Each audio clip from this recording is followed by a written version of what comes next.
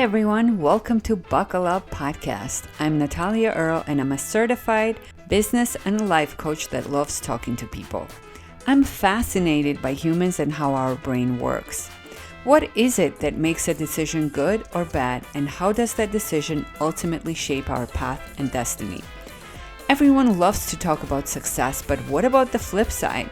How about adversity? Failure is such a big and often necessary part of life, and it's simply unavoidable.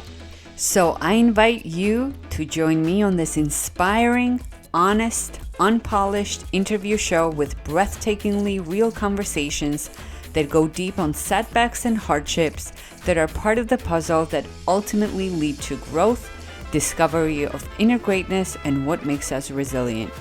Grab your helmet and buckle up, people. It's going to be a bumpy ride. But what a ride it will be.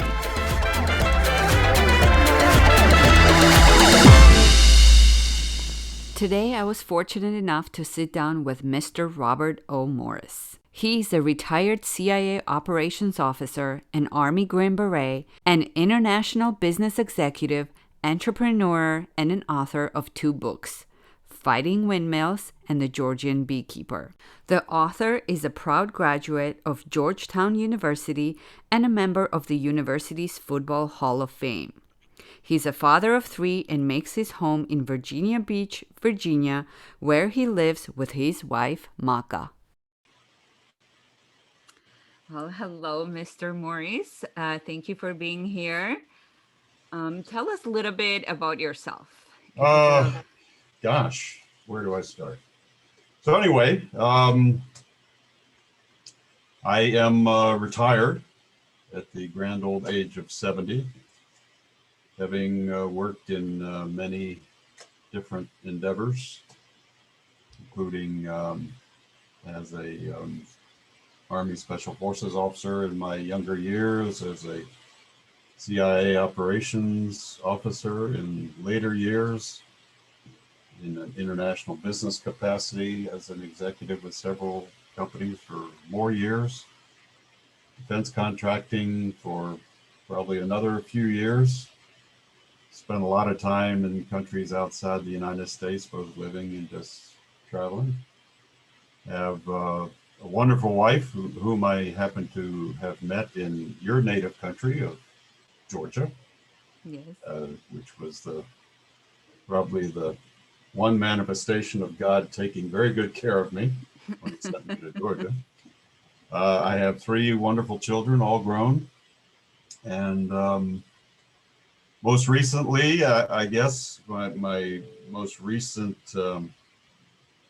life goal was to put into action what had been in the back of my mind for many years, that I wanted to write. And so I published my first book, 9 years ago, I think. My second book, The Georgian Beekeeper, which I believe you've read, Yes. I published 4 years ago. And I'm working on another one now, which hopefully will be published towards the end of this year. Oh, wonderful. So that's me in a nutshell. Oh, I forgot my dog, my German Shepherd. Sophie is a wonderful dog, spoiled rotten, but she's a good companion. Yes. Yes, I love dogs, especially German Shepherds. They're so smart. Yeah, I wish she were less smart, but she is. Certainly. That's wonderful. So, what made you choose your career? I don't know. For example, I joined the Army. I was at Georgetown University, and I wasn't really enjoying my field of study I had chosen, which was business. And plus, I didn't have a lot of money for that effort, and was sort of running through it at a much too rapid rate. I also was playing football and partying and having a great time, but not really feeling like the money that I was spending was being invested terribly well. So I joined the Army a couple months lapse before I actually went in, and this was in June of '69.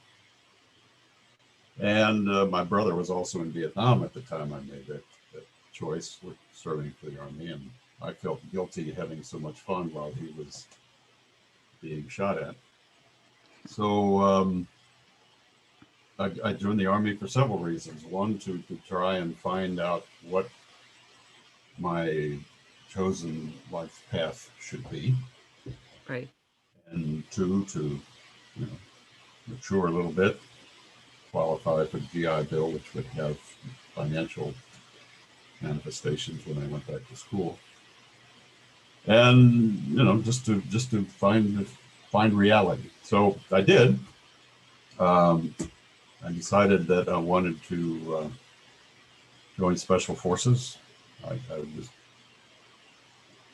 was quite successful in my training, and I was selected to. I was given the opportunity to apply for officer candidate school, even though I was rather young, which I did. I accepted that offer, and after my second training phase, I went to airborne school Mm-hmm. before officer candidate school. Then I went to officer candidate school and was commissioned as a lieutenant, infantry lieutenant, at the age of 19. Wow. And I chose to pursue special forces after that, and thus I did. And it was during the time when I was in special forces where I became rather obsessed with all things surrounding the Soviet Union. My team sergeant was a gentleman, probably the most amazing soldier I ever met. His name was John Jakovenko. He was a naturalized citizen from Ukraine, Okay. and he just got me interested in things Russian, and things Soviet, and what he and his family had gone through, and what they had escaped from.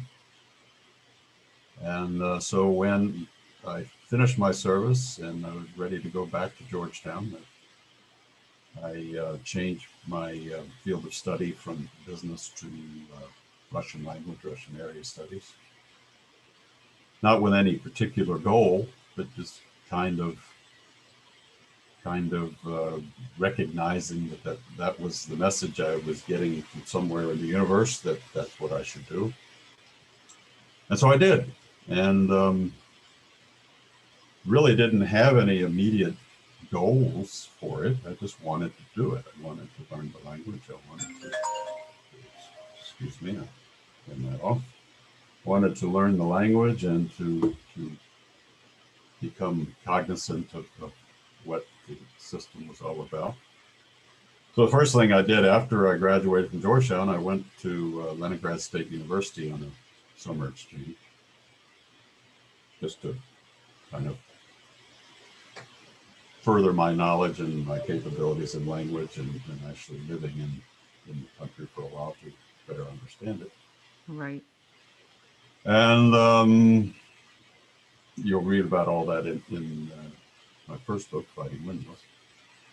And then returned home after that, and some traveling around Europe, to start looking for a job with nothing particular in mind. I thought that I wanted to use my language capabilities and my international experience and do more of that.